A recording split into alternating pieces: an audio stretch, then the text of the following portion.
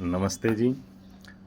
कल हमने योग दर्शन के स्वाध्याय में दुख, दोर्मनस्य, अंगमेजियत्व, श्वास और प्रश्वास, ये जो विक्षेप हैं, इससे पहले सूत्र में 9 विक्षेप थे और 4 ये 13 विक्षेपों के बारे में हमने अध्ययन किया था। आज अगला सूत्र है तत्प्रतिषेधार्थ में एक तत्व अभ्यास है। तत्प्रतिषेधार्थम एक तत्व अभ्यास है। उन विक्षेपों को दूर करने के लिए क्या करें?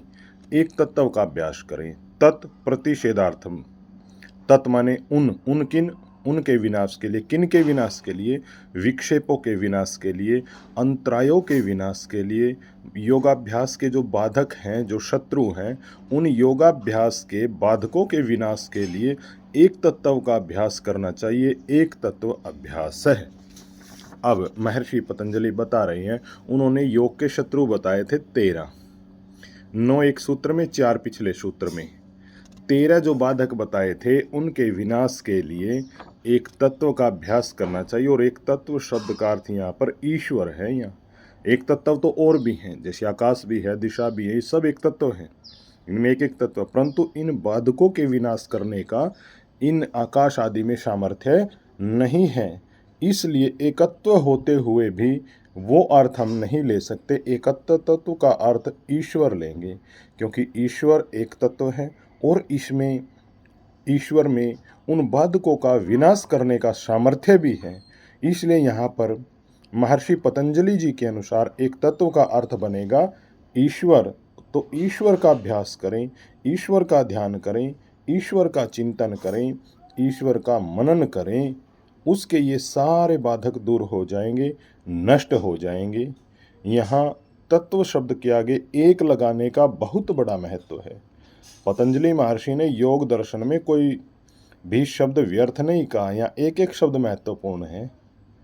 अंतरायों या बाधाओं को हटाने के लिए, विक्षेपों को हटाने के लिए बहुत सारे उपाय हैं, बहुत सारे अभ्यास हैं, लेकिन यदि आप निश्चित रूप से एक उपाय का अभ्यास करके अलग अलग उपायों को अपनाते रहेंगे तो कभी इन बाधाओं को अपने मार्ग से हटा नहीं पाएंगे।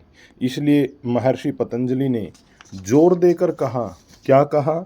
यहाँ कहा कि केवल एक तत्व के अभ्यास से ही हम इन बाधाओं के पार जा सकते हैं और समाधि का लाभ ले सकते हैं। एक तत्व के अभ्यास से एकाग्रता निर्मित होगी, ध्यान लगेगा, आपके चित्त की भूमि विक्षिप्त से एकाग्र बनती जाएगी, जिससे आप योग मार्ग पर आगे बढ़ने लगेंगे। ये एक तत्व का है क्या?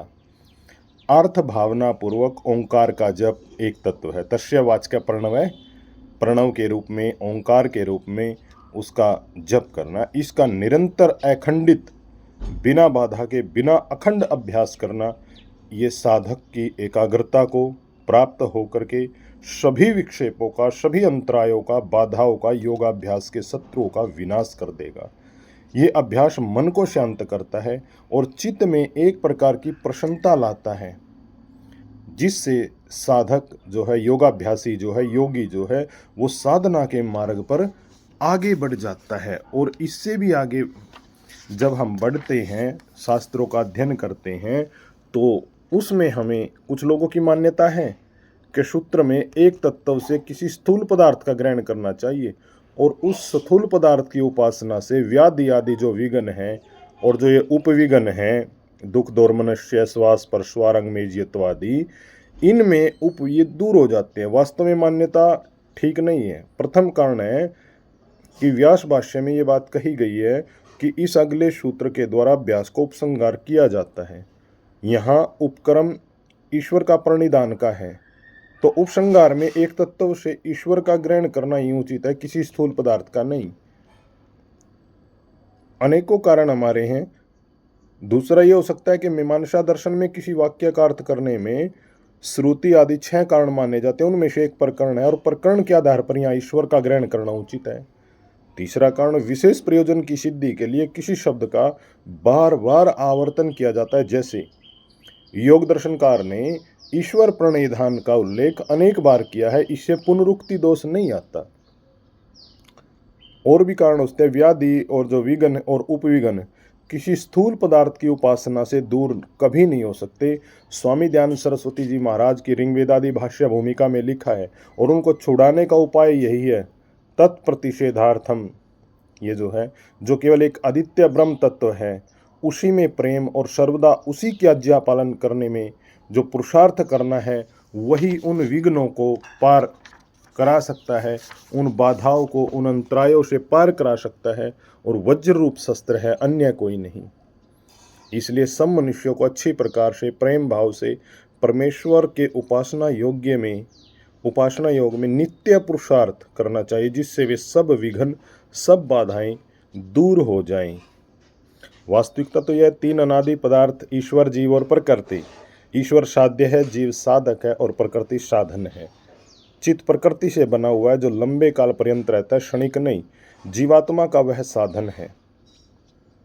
योगाभ्यास के माध्यम से उसको एकाग्र किया जाता है, और एकाग्रता के पश्चात पर वैराग्य से असंप्रज्ञात समाधि सिद्ध होती है।